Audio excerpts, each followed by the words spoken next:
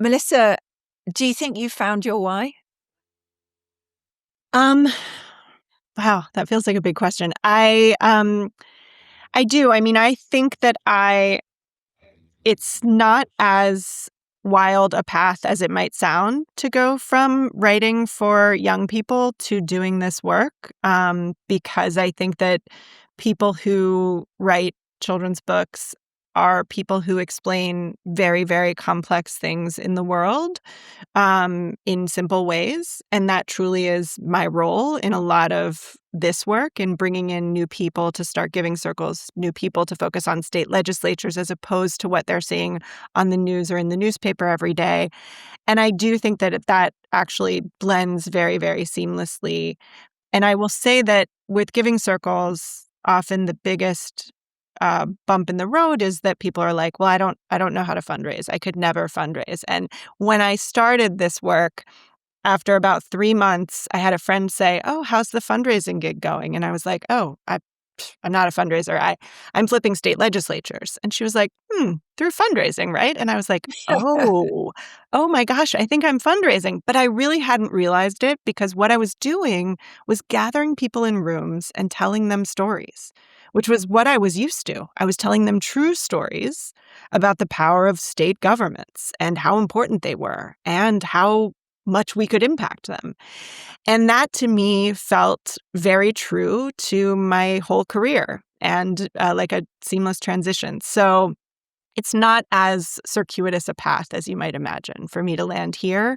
And I do feel every day, and I read something in the news that convinces me that, like, this is the place where I can have the most impact. And this is the place where I want to see my kids, or where I want my kids to see me working at this moment in history. I want them to see me in this fight and doing this work.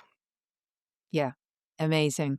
Um, Gosh, time is flying. What is the kind of longer term vision for the States project? I'd love to hear both of you. Like, where do you hope it goes, and what is success? What does success mean? Uh, for me, I really do believe that the American experiment, that the promise that it's self-evident all people are created equal with the right to life, liberty, and the pursuit of happiness, and that government secures those rights with the consent of the governed, is pretty much the best commitment that people have ever made to each other.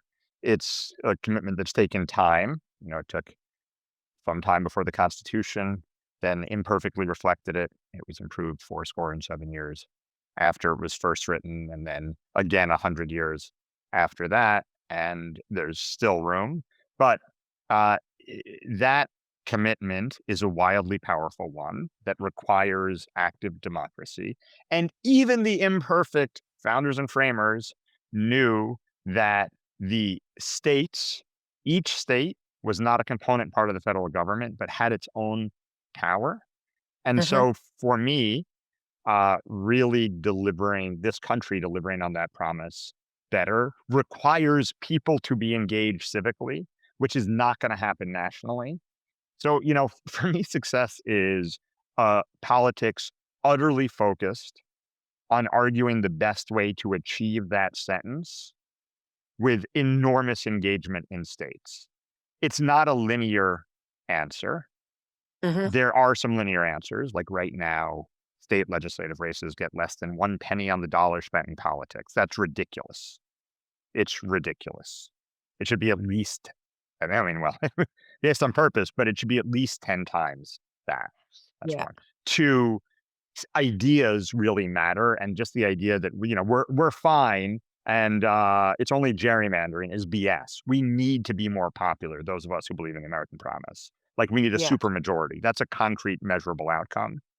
Um, but is that for the states project or for a fight for my children and grandchildren to take up? I just don't Yeah. know. Timelines are never my strength. Melissa. I'll say that I really do want people to understand that they do have power and that it is very, very worth finding the best places to use time and resources and focus, because I think that the defeat comes when people feel helpless and hopeless and when they sit down. And often when people say, "Oh, I want to introduce you to a friend who works in politics. She'd be great for a giving circle." I say, I would love to talk to that friend. And please also introduce me to your friend who feels like there's nothing we can do, because Yeah. that's the person I want to meet, because I want to tell that person that there absolutely is something that we can do, all of us. And in these these fights, every individual matters. So that's what I hope, that more and more people kind of recognize their own power when they engage.